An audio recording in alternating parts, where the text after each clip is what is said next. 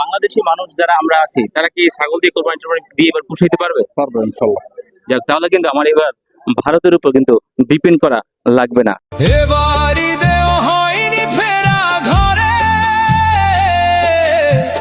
আসসালামু আলাইকুম। আমরা আজকে চলে আসছি কামারখালীর গরুর হাটে।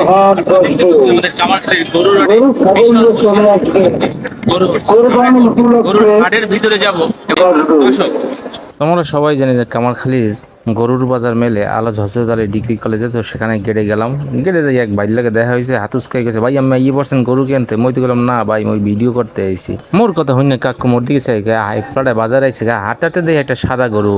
ও সাদা গরুর পাশে আবার পিছনে দিয়ে একটা কালা গরু। ও এটা সাদা গরু নয়, এটা হলো একজন কন্টেন্ট ক্রিয়েটর। এরপরে হাঁটতে গেলাম ভিতরে, এক গরুর কোনো শেষ নাই। কামারখালীর গরুর হাট যে দেখেন নাই, হ্যাঁ একটা বোকামি করছেন। ওরে ভাই গরু আর গরু, মাঠ ভর্তি একসের বড় বড় গরু, আর এক একটা গরু বুঝে সাজাই রাখছে বউর মতো। তো এত গরু দেখে ভারতীয়রা আবার জইল না, কারণ মগো বাংলাদেশে গরুর অভাব নাই। এবার যে গরু আছে গরু দিয়ে মোরা ইনশাল্লাহ মগো কোরবানি শেষ করতে পারবো। তো ভারতীয়রা মোগলীয় টেনশন করো না, তোমরা তোমাকেও চিন্তা করো। গরুটার মধ্যে যত যাইতেছে আর দেখতেছে এক একটা বড় বড় গরু। ওরে গরু দেখলেই তো মাথা নষ্ট।